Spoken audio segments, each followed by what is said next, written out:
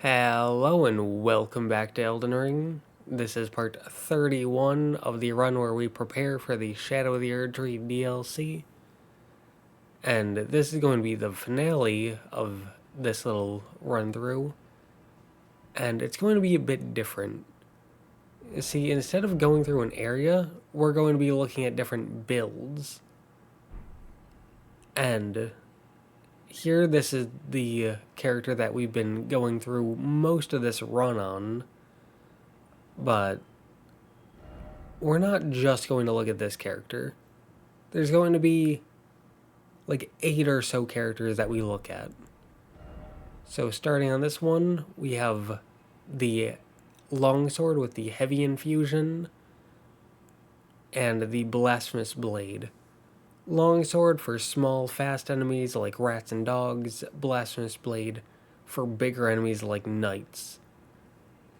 And then you have the icon shield, decent defense and guard boost, good hardness. It's a great shield, but it also gives you a passive HP regeneration, which the Blasphemous Blade gives you health back when you kill enemies and they stack. We also have the Claw Mark Seal to cast some incantations. We also have the Beast Champion set, which looks good and has good defense, though there are other options that are a bit lighter. Then, in terms of talismans, we have the Great Jar's Arsenal to let us wield all this heavy equipment, though there are plenty of other options if you go with a lighter armor set, like Blessed Dew Talisman for passive HP regeneration, Crimson Seed Talisman for more health from your flask, Viridian Amber Medallion, Green Turtle Talisman for more stamina, any of the Drake Talismans for more defense, any of the Horn Charms for more resistances. Then you also have Curved Sword Talisman for guard counters, which we do a lot on this build. There's Claw Talisman for jump attacks, Great Shield Talisman for shielding. There's Phlox Canvas Talisman for incantations, which we have some of on this build. There's Primal Glintstone Blade for FP. There's a Radigan Icon to cast things faster. There's Carrion Filigreed Crest and Shard of Alexander for skills, like with the Blasphemous Blade. There's a Rotten Winged Sword Insignia for attacking quickly. There's Assassin's Crimson Dagger that we have on, which works very well with the Great Shield, Great Sword, guard counters. Stance breaks a lot of enemies. Then you got Dragon Crest Great Shield Talisman for even more defense. And Taker's Cameo, which gives us even more health back. And that stacks with the Blasphemous Blade and Icon Shield and Blessed Dew Talisman. And this build is mostly about guard counters with the Icon Shield and Blasphemous Blade, which will stance break a ton of enemies in 1 to 2 hits. And this is just a very defensive, health-based build.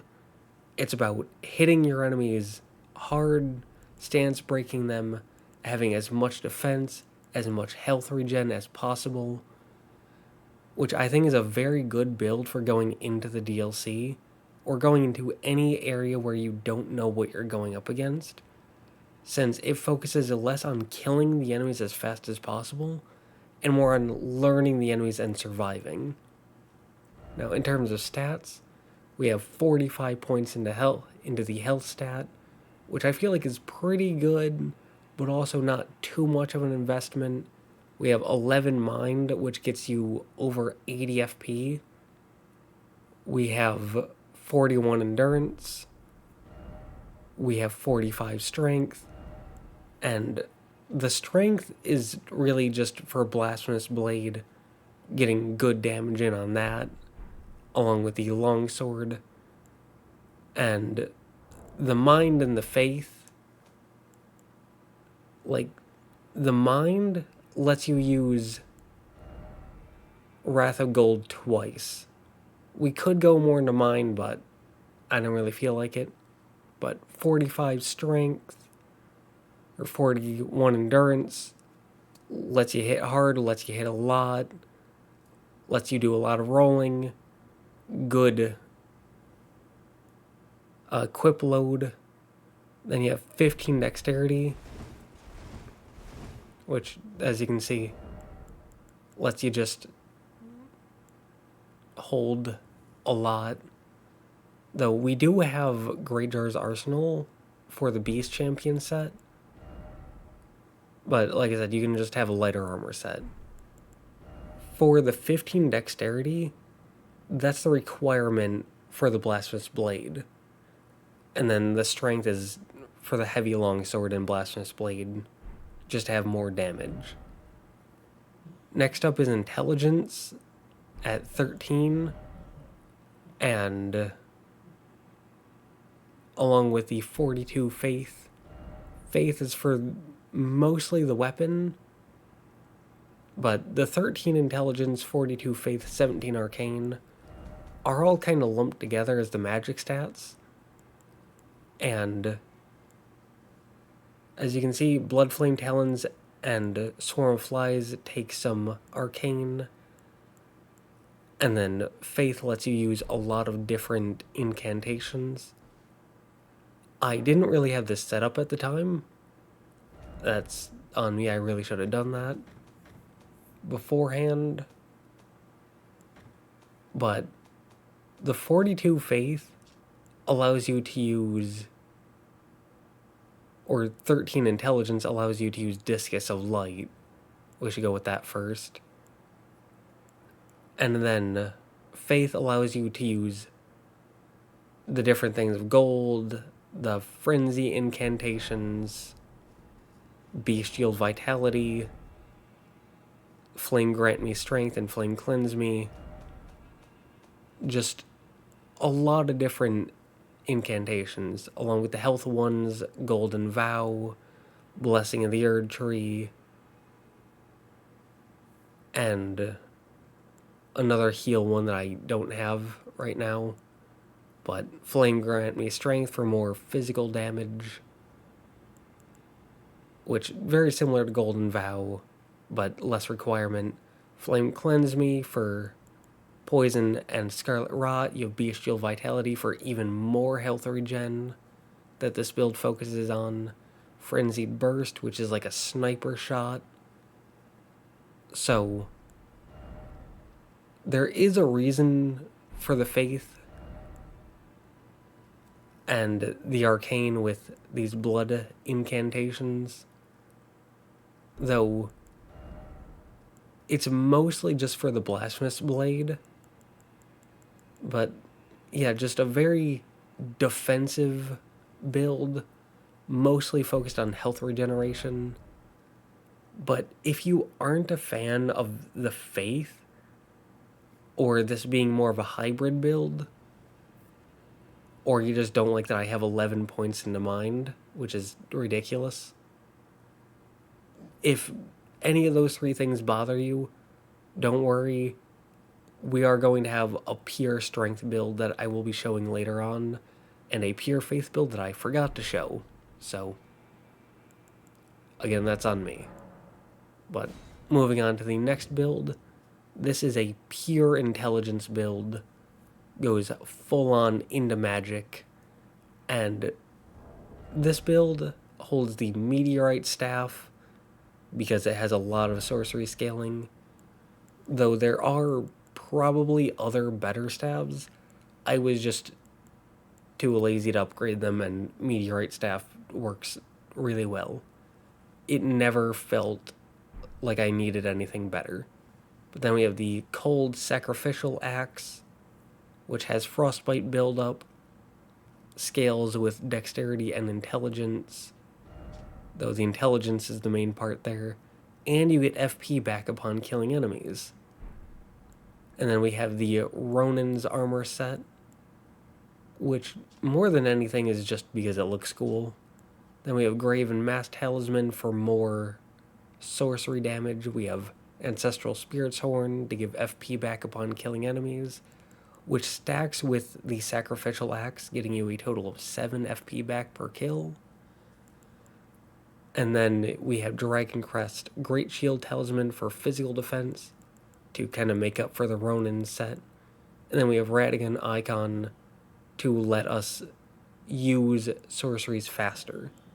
And then we have a mix of red and blue flasks. And for the stats, we have 50 points into health. That's a good amount of health to make up for our kind of middling armor set. We have 40 points into mind for a good amount of sorcery castings. We have 35 endurance. And Renala's Full Moon, the 40 mind, specifically lets us use that 5 times. But the 35 points into endurance gives us a decent amount of stamina so we can medium roll and cast some sorceries. And then the 16 strength and 13 dex is just for the Sacrificial Axe.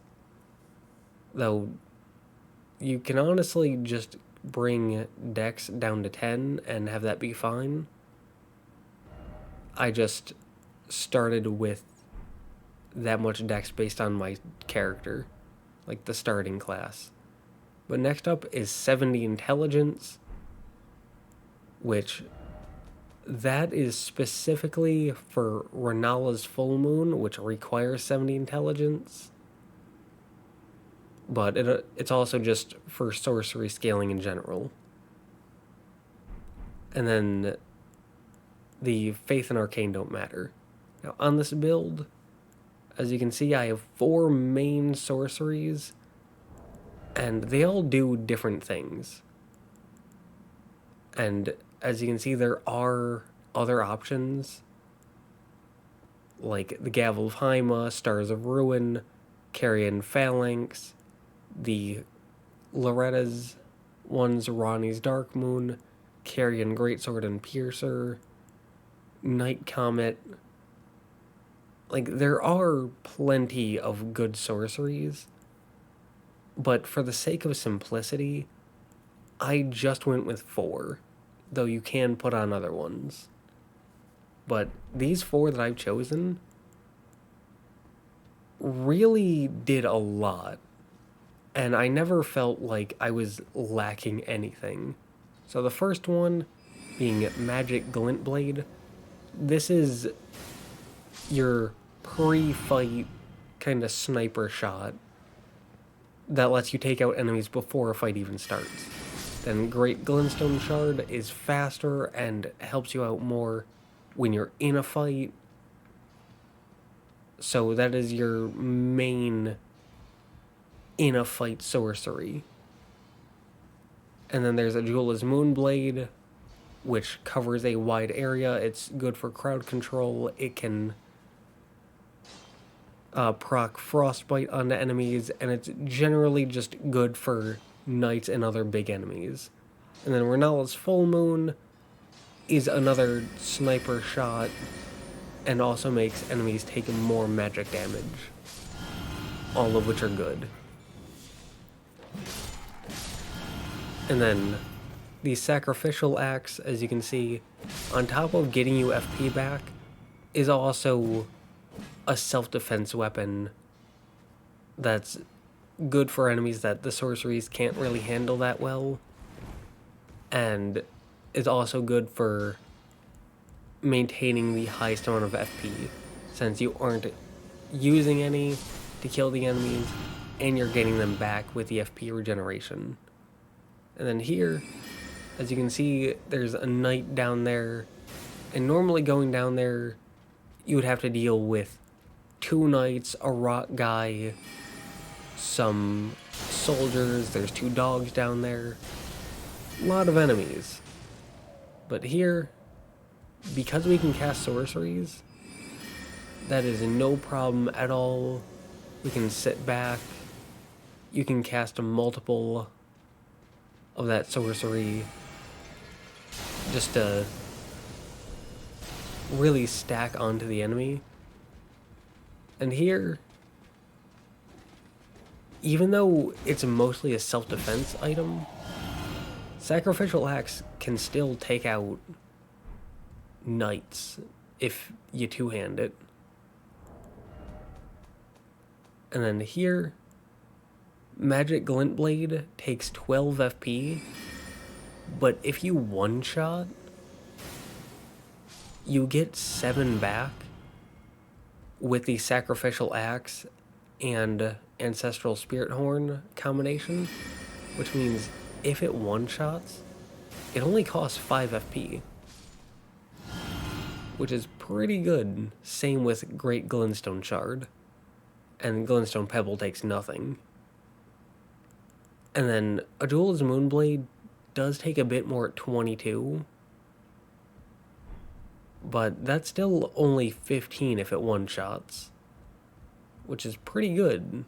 And coming down here, there are 2 dogs, and a lot of people seem to think that dogs are difficult to deal with or annoying, but Magic Glint Blade takes them out no problem. They don't even aggro onto you. Like I said, this is a very good build. And if you're not doing a like bonk strength build, these enemies, the ones that have like rocks for bodies, can be a lot more difficult. And that's part of why I came here to show off this character in the combat. Just to show that you really don't have an issue with them when you're using magic. And here is to show, like, just so you know, you can use Renala's Full Moon 5 times with 40 Mind, from full FP to 0. And that's even without the Primal Glintstone Blade or Primal Glintstone Shard lowering the FP requirement. So, yeah. Pretty good build, more focused on, like, far more focused on offense and killing the enemies, but especially killing the enemies at a distance before the fight even really starts, with the 1st and 4th sorceries, Magic Glint Blade and Renala's Full Moon being just sniper shots, and then the middle 2 being more close combat oriented, with Great Glintstone Shard being for smaller enemies and Ajula's Moonblade being really good against knights. And I would say that this is probably my favorite build, made even better by the Opaline Hard tier boosting all damage negation and the Magic Shrouding Crack tier boosting your magic damage. Really good to drink that going into boss fights. And I would say that this is one of my 2 favorite builds.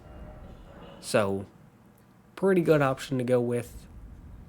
Though here, in our 3rd option, we have a dexterity-based build. This one running with the Keen Grossmesser, which I mainly went with for 2 to 3 reasons. It has decent range, it has decent damage, and it doesn't have a sheath, which I personally like. Then we have the Serpent God's Curve Sword, which, okay damage, and doesn't have a sheath, and it looks cool. But it also restores HP upon killing an enemy, which is pretty good. And then we have 2 Hoslow's Petal Whips set to cold. And this gives you Frost and Blood Loss buildup, which is pretty nice. Then we have the Knight's Cavalry set, which looks cool and has decent defense.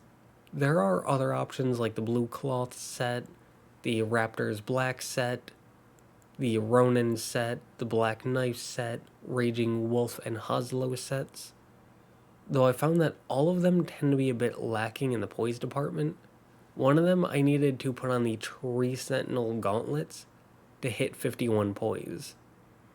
Whereas the Knight's Cavalry set, don't really see a lot of people using it. It looks cool. I thought it fit decently well for what I was going with. and it is a full, complete set that hits the 51 poise marker, so that's why I went with it. Then Taker's Cameo gives you health back upon killing enemies, stacks with Serpent God Curve Sword, which is pretty good. Crimson Seed Talisman gives you more health back from your red flask. And then Pearl Drake Talisman for non-physical damage negation, and Dragon Crest Great Shield Talisman for physical damage negation. And then we're going full into Red Flask, and we have Lightning Grease to further increase our damage because Dex builds don't tend to have great damage. This build, going through it, actually had decent damage, but I throw on the Lightning Grease just to make it a bit better. Here we have 50 points into health, just for maximum health, because our armor set isn't that great. And then we have 12 points into mind. Not that important, but Royal Knight's Resolve does take a decent bit at 15, so could be helpful there. Then Endurance, we're at 30. We don't need much for being a dex build, but 30 was a decent bit for rolling, attacking, and having our armor set. And then 20 Strength. None of our weapons here take 20 Strength, but there are some other alternative weapons that do, as you can take a quick glimpse here. So I will be showing those off later. For now, Dexterity at 80. Like I said, Dex builds tend to have a bit less damage, so cranking this up to 80 allowed us to have pretty good damage. And then Intelligence, Faith, and Arcane don't matter. Though, getting up to 12 Faith lets you use Flame Cleanse Me to cure Poison and Scarlet Rot, and Bestial Vitality for health. So getting up to 12 Faith might be good, but Two Fingers Heirloom can also get you there. No problem. Though here, you may find it strange that I'm dual-wielding whips, since a lot of people tend to hate whips and think that they're garbage. So there are other options, like Miraccord for high critical, and Scorpion Stinger because it has Scarlet Rot buildup. There's Rogier's Rapier, which is just a somewhat decent weapon. You have Anspur Rapier because Scarlet Rot buildup. You have the Great Epée and the Godskin Stitcher, which are just cool weapons. You have Bloodhound's Fang, which is a pretty good weapon. You have the Nagakiba, which is a pretty good weapon. Good range, Bloodlust buildup. And then you have Twin Blades like the Godskin Peeler, which are just cool. You have Butchering Knife, which is a good, hard-hitting, heavy weapon. And attacking with it gets you some HP back, so there's an option. Then you have Pike, very good range. Cross Naginata, it has a varied moveset for a spear, so that can be a good option, along with Bloodlust buildup. And then Bolt of Grandsax, lightning damage, which is good, decent scaling, and the unique skill is powerful. There's also the Lance, pretty decent weapon. Lucerne, again, varied moveset. And Raptor Talons, Bloodlust buildup, swings fast. So there are other options, which is why I have 20 strength to have those other options. But I'm still going with the whips, specifically the Hoslow's whips, because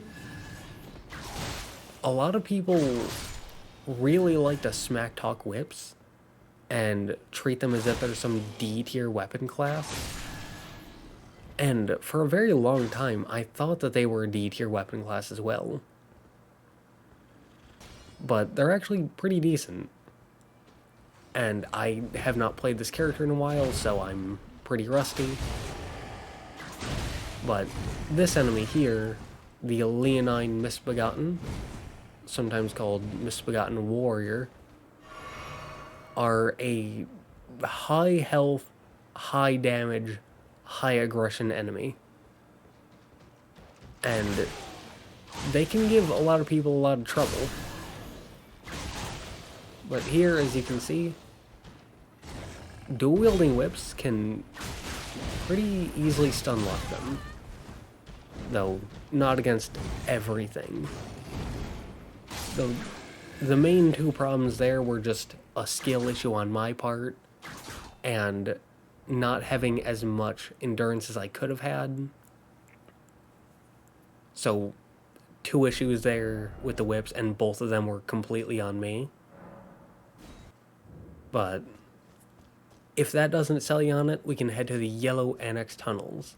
Because a big problem with dex builds is having your weapons bounce off of stone enemies.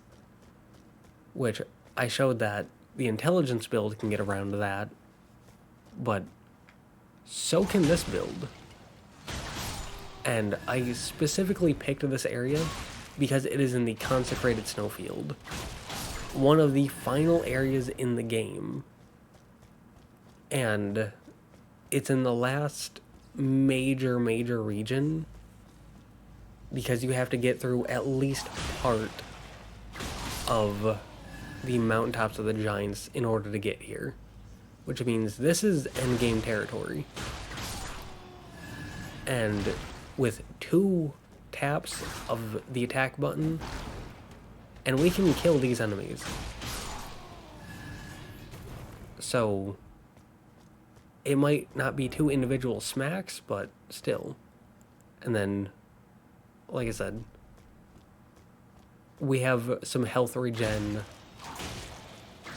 And here, as you can see, even with 1 Haslow's Pedal Whip, simply 3 smacks kills.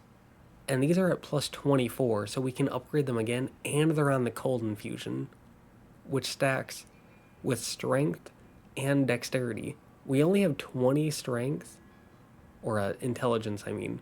We only have 20 strength and 10 intelligence, meaning that this thing isn't doing as much damage as it could be, because we could put this on Keen to noticeably up its damage. I didn't do that, meaning I am intentionally nerfing this thing's damage, and it can still 3-shot these endgame enemies. 2-shot if you're doing the L1. Now, you might notice the L1, the swings are incongruent. They aren't happening at the same time. And a lot of people use this as an excuse for the weapons being bad. But I'm here to tell you, that's actually a good thing. Because a lot of NPC enemies, especially NPC invaders, have what is called an animation rater. So you swing once, and they dodge once. But if you do the L1, you swing the first time, and your first swing will miss, but because these swing twice at different times, the first will miss, but the second will hit. Which a lot of other weapon classes don't have this because they swing at the same time. Like, take for example these. Every swing, besides maybe the 4th one, would miss an NPC invader because of the animation raters. But whips, because they swing at different times, will actually roll catch these animation reading NPCs. This makes NPC invasion fights way easier. And I kind of regret not recording it. Like, not recording this playthrough, because NPC invasion fights on this character were a complete joke. I decimated every single NPC invader I went up against. And it was almost entirely because I used the whips. Every NPC invader, before going up against, or before getting the whips, was pretty tough. After the whips, complete pushovers. And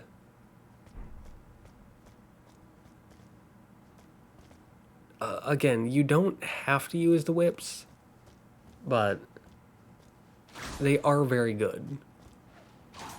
Like I said, they're very good at roll catching, especially animation reading NPCs, and they have blood loss buildup, which you can even further increase. You can put frost on them like I did, which, as you can see, despite having nerf damage, because I don't have strength or intelligence, they still do very good damage. And a frost buildup, which is good against bosses. And they do strike damage, which is good against stone enemies. So, like I said, very, very, very good. So, don't let the anti-whip propaganda get to you. These are very good weapons. They complement the curved swords very well. And the curved swords, you might have noticed, I don't have bleed on them.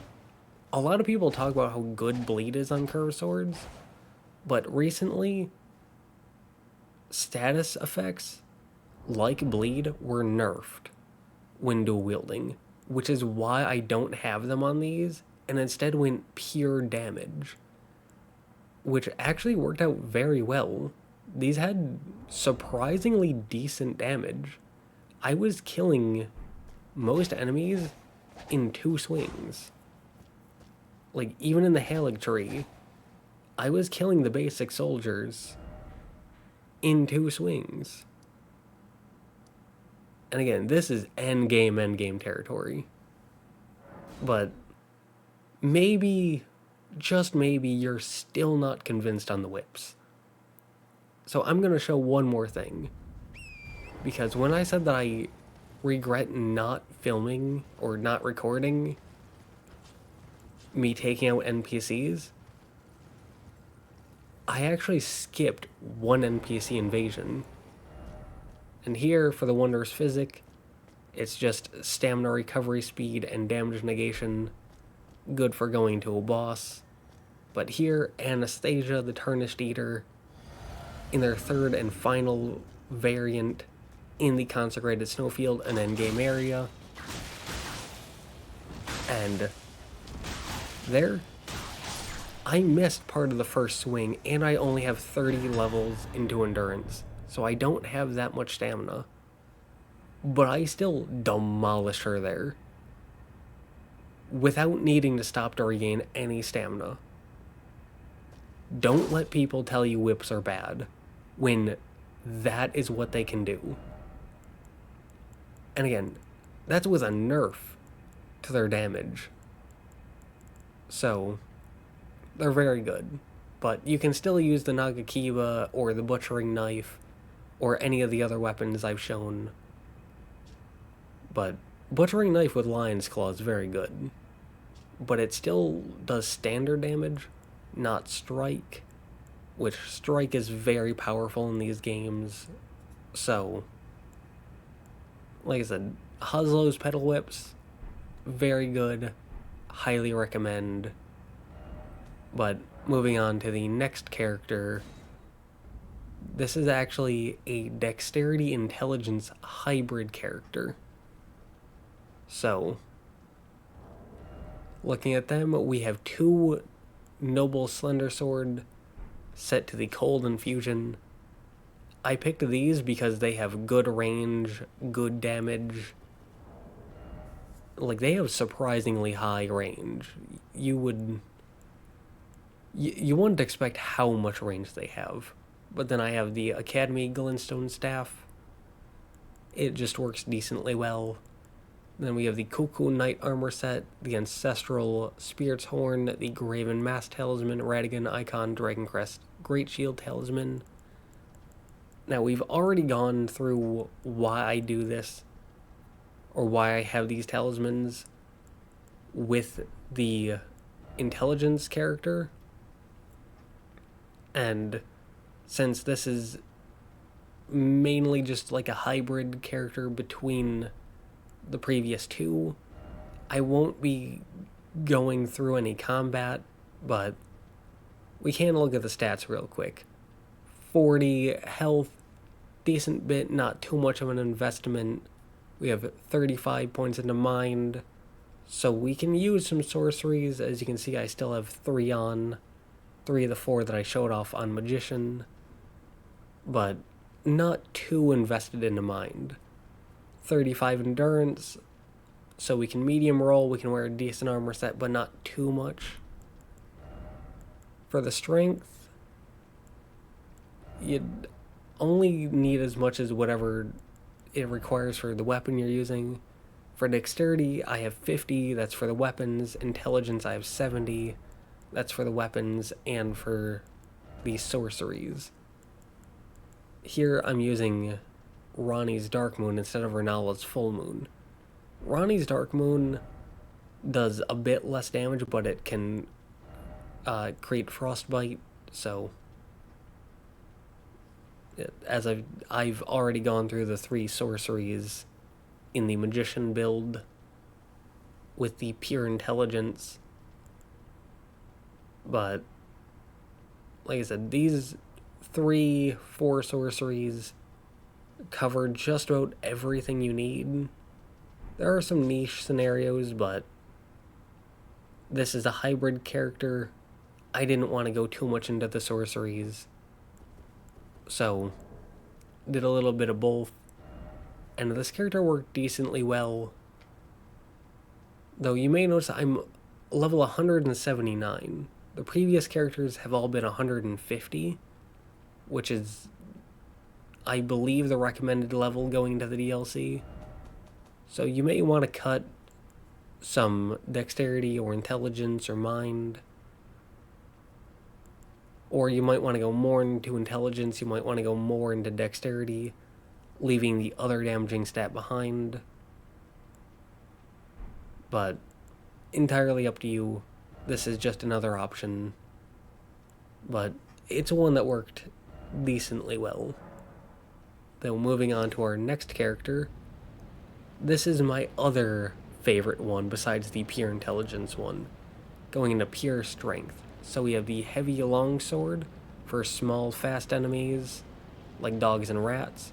We have the heavy claymore, great sword for knight enemies. Longsword also has sacred order for dealing with undead enemies. And then claymore has cragblade for more stance damage, very good for heading into bosses. Though we do have the large club, which has more range and has strike damage. And I also put Lion's Claw on it, in case you prefer having a big bonk weapon. But I prefer the Claymore, personally, so that's why I went with that. But Icon Shield, you already know why.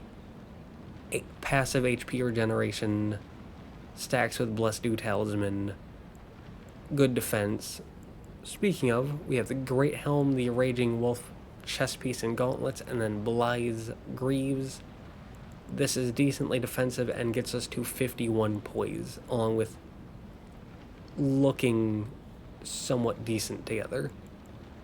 Then we have Taker's Cameo for more health regeneration, which stacks with the Icon Shield and Blessed Dew Talisman. We have Pearl Drake Talisman for non-physical damage negation. And we have Dragon Crest Great Shield Talisman for physical damage negation. So pretty similar to our first build, just without the faith and the incantations. Here, more stance break, more damage negation, just further pushing us into what this build is good at, which is being survivable and stance breaking enemies, which this build is quite good at. For the stats, we have 50 points into health. This is a decent amount, not too much. You can bring it higher at a higher level. But the endurance, lots of rolls, lots of swings, good amount of equip load. And we have that at 45, and then we have 80 strength, which is just for hitting as hard as possible. And the dexterity we have at 14. The claymore requires 13, so we have one more than we need. but we will get to that in a minute. For now, intelligence and arcane don't matter. Faith we have at 15, just to use Flame Cleanse Me for poison and scarlet rot removal, bestial vitality for HP regen, and Flame grant me strength for more physical damage and power. And you can also throw on Great Heal if you want, though I have not. But yet, having those three, especially popping the first and third before going to a boss fight pretty good, allows you to have very little FP. And you may notice I'm at level 151, one higher than the recommended. And again, my dexterity is one higher than it needs to be. I just put in one extra level on accident, so you can copy those stats with 13 dexterity and be precisely level 150. Though, looking at the combat of this character, you might notice something. We are all guard counters or heavy attacks all the time, and one charge attack stance breaks these enemies, second heavy attack kills them. This is a very good build. And mind you, that's without Cragblade or Stone Barb Cracked here. That's just the Claymore by itself. One-handed heavy attack stance breaks these enemies. Which that's not going to work on every enemy. But even when it doesn't, guard counters will. As I said, guard counters, especially with great swords and great shields, are kind of busted. And then you add all that attack power on top of the passive HP regeneration, the decent damage negation, and the 2 talismans for even more damage negation. This is another highly survivable build with surprisingly good damage output. So, very well-rounded, survivable build for heading into an area that you're unfamiliar with against enemies you're unfamiliar with. Very good for learning about the enemies and the area. Though heading over here to the subterranean shunning grounds, you have the Omen enemies. High health, high stance health, high poise. They can be a real pain for a lot of builds. And as you can see, it's taking a lot of stamina. But you just need to have a bit of awareness about stamina management, and you'll be fine. You'll be able to bring these enemies down no problem. So this build really has everything you need on a fundamental level. Like I said, 50 points into health, mind doesn't matter, 45 points into endurance, 80 points into strength, 13 into dexterity, 15 into faith, and that'll put you at level 150 if you started as a vagabond. And with what I'm running, very good health, very good endurance, very good strength, very good offensive, very good defensive. You have a bit of coverage with the incantations, mostly defensive, but Flame Grant Me Strength does have a bit of offense to it. You have small fast enemies covered, you have undead enemies covered with the long sword. The great sword covers bigger enemies like knights, icon shield, good hardness for shielding enemies and guard counters.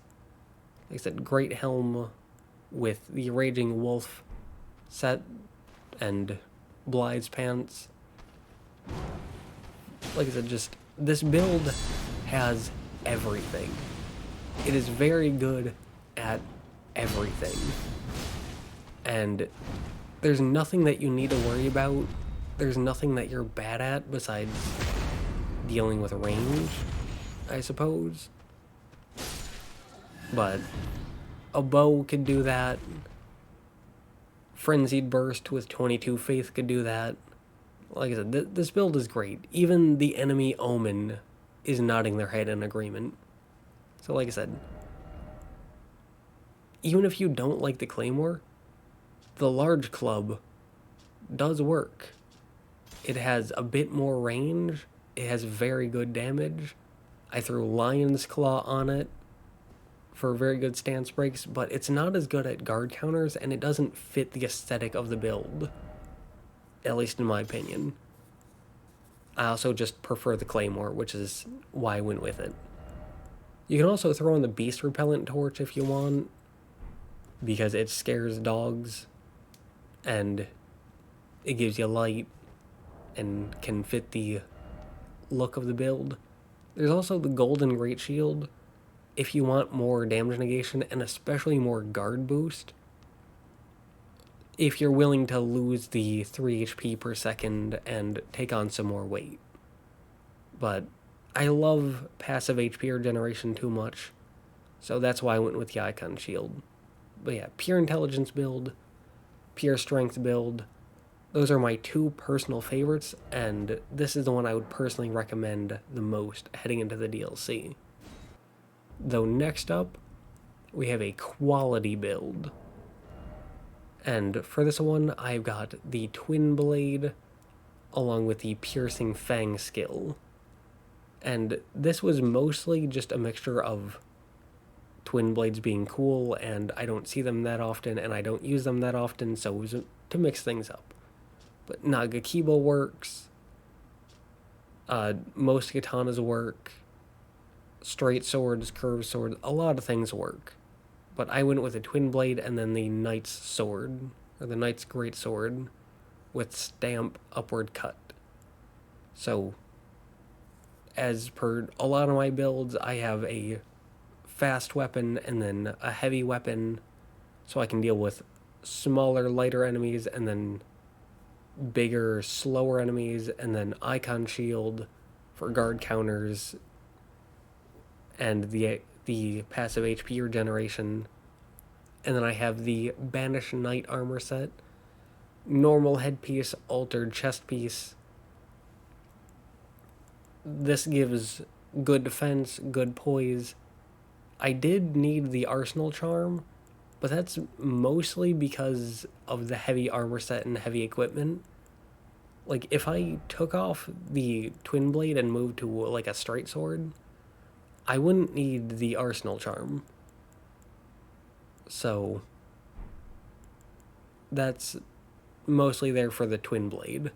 But you can drop the Twin Blade for something lighter, and then you can move away from the Arsenal Charm. But we have Viridian Amber Medallion for more stamina, because stamina's good. We have the Dragon Crest Great Shield Talisman, because everything in the endgame hits super hard. And Erdtree's Favor for more health, stamina, and equip load, because that's universally useful. The Wondrous Physic, I just have health and stops rune loss on death, but that's a pretty generic combo that I have, that I just slap on any build, so you can change it to whatever you want. For health, I mostly invest into strength and dex, and then a decent bit into health, and a bit into mind. And I'm not too focused on the specifics, because I'm over the level 150 recommendation. But the main point of this was to have high health, high strength, high dexterity. The reason for 17 mind was to use a Lutel the Headless, just because I wanted to mix things up. Though there's also Banished Knight Oleg, which takes 100 FP. There's Banished Knight Engval, which takes 100. There's Omen Killer Rollo at 113. So there's other good Spirit Ashes in case you want to get away from Mimic Tier Supremacy for a build or two. So if you don't care about that, the mine doesn't matter. And like I said, stamina endurance, that's mostly just a roll and to wear heavy stuff. Yeah, I did require the Arsenal Charm, but that's just because of the Twin Blade. But again, on this build, because I'm over level 150, I'm not too focused on the specific levels. Just more focused on the general health, like strength, dex, health, endurance. Those are the four main things. Along with light weapon, I went with Twin Blade. You can use other things. You can use a lot of other options. That's part of why I created this dexterity build, or quality build. So that way, going into the DLC, I can try both strength and dexterity weapons. But yeah, the Faith and Arcane, I had those on just for a few basic incantations. Mainly Rotten Breath, just because I was messing around. You can completely ignore those. Like I said, strength, dex, health, endurance. Those are the four things you can pump all of your levels into. And if you're not messing around like I was on this character, you should be fine. You should be able to hit that level 150 threshold pretty easily without having to worry too much. Though your strength and dex may be more around like 50 or 55. But showing off the combat of this character a bit, Piercing Fang works very well. That's part of why I had the Twin Blade as well. Because Twin Blades are more about slashing, but you can put Piercing Fang on it in order to have a thrusting attack. It just added a lot of variety. And here, as you can see, the Twin Blade has very good range. You could say deceptively good range. So, it's not really lightweight, but it's not super heavy. Still fast, hits a lot. So, Rotten Winged Sword Insignia, Millicent's Prosthesis, works very well with talismans like those if you wish to have those. And you can also pull out the Icon Shield, especially with the Knight's Greatsword. And guard counters works very well. And I went with the Knight's Greatsword specifically because it's a good quality weapon and because it has very good range. Which, greatswords already have good range, but this just has good range for a greatsword. Meaning, just like the Twin Blade, you're gonna be hitting things from pretty far away. And that can really aid you in survival. Because if the enemy is dead, then you're probably not dead. And as you can see, weapon is fast and hits decently hard. I know that we're going through Volcano Manor at level 180. So, kind of a bit over-leveled for the area. But these enemies tend to be somewhat difficult. Not too much, but people can definitely have some struggles against them. And I wasn't trying there, as you could probably tell. But as you can see there, 2 Piercing Fangs killed them. And then two-handing the Twin Blade, 1 light attack killed the dog. Which, again, I know that I'm a bit over-leveled, but that's, like, I'm doing this to show that this build is pretty decent, and it is very versatile. And that's what I wanted this character to be, and it very much fit that. It's not as survivable. You can't just face tank as many hits because it lacks the HP regeneration outside of the icon shield, but you can probably move to a better shield for that.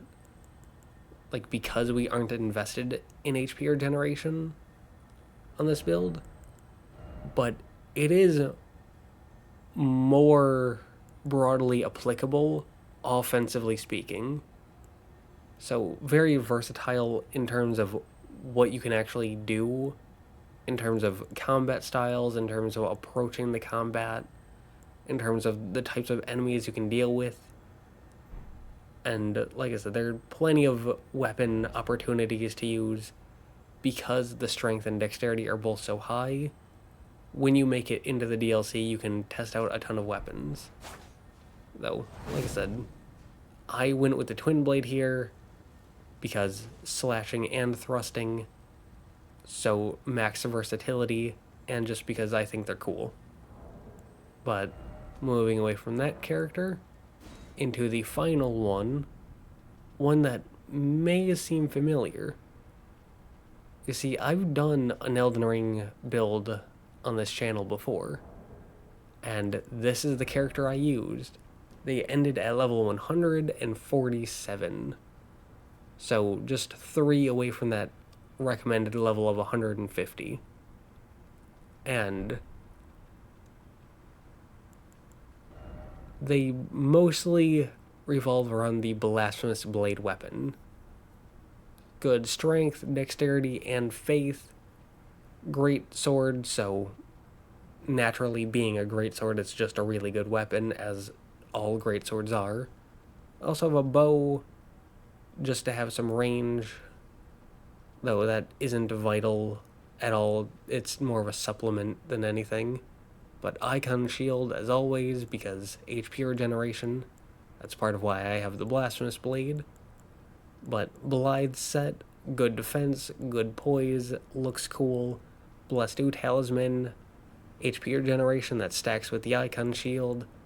But here is where it differs. We have the Carrion Filigree Crest and the Shard of Alexander, which go with the Blasphemous Blade, and then Dragon Crest Great Shield Talisman for even more defense. And then we mostly have red flasks, but we have a few blue flasks. And the Blasphemous Blade is why, which we can get into in a minute. But again, I just have the basic generic health and stop ruin upon death, so you can change that to whatever you want it to be. But for stats, I have 50 points into health. Again, that's a good amount of health, but not too much. So just a good even ground. And then we have 32 mind, which is very important, specifically when talking about the Blasphemous Blade. And here we can show why. Can't really do combat there, but jumping down here we can. So that is 1, that is 2, that is 3, that is 4, that is 5, continuing on 6, 7, and finally 8. So most of the other builds with the Blasphemous Blade have been about guard counters. This is about the skill. So as you can see, with 32 mind, we can use the Taker's Flame skill 8 times. And then we have a few Flask of Cerulean Tears to bump that number up even more. And then Endurance, we have 42. This is so we can swing a lot and roll a lot and have decent equipment for good offense and defense. Strength, we have 40. This is for the weapon, so we can have good damage. Dexterity, we have 18. Blasphemous Blade requires 15, so you can get it up to 15 and then just stop there. That's totally fine. you don't need to go above 15 unless you want to use another weapon that requires more. But that's entirely up to you. Next up, we have Intelligence 10, which doesn't matter. Faith. Faith is partially for incantations, but it's mostly for the Blasphemous Blade. And I would say that you wouldn't be wrong in lowering strength to increase faith for even more Taker's Flame damage. That is something that you can and possibly should do. And then the Arcane was mostly just for Rotten Breath because I was not taking the run very seriously and was mostly for Mimic Tier. But yeah, 50 points into health, 33 points into mind for Taker's Flame, and then a 15 dexterity, and then all the other points can go into strength and faith. Just ignore that. Like I said, I was not taking this run particularly seriously because I was doing so well with it. But yeah, this build mostly revolves around Blasphemous Blade and the weapon skill because it is so powerful. But it still has hints of my other two strength runs because I love them so much. But yeah, this is the run I did in the normal Elden Ring run just to show off the game. Like I said, mostly about Taker's Flame, but we still have the great sword, great shield combo for guard counters and maximum health regeneration because I love health regeneration. I think it's very powerful. I think it's very underrated. And it's weird to me how few people talk about it and how much people disregard it, considering how powerful it actually is when you fully create a character around it. And hopefully I've shown that, and hopefully I will continue to show that. But with that being said, that was some of the builds that I've created that I will be going into the DLC with. I hope that you enjoyed this. I hope that you continue to follow me through on things. I'm going to be playing the DLC when it comes out, and yeah.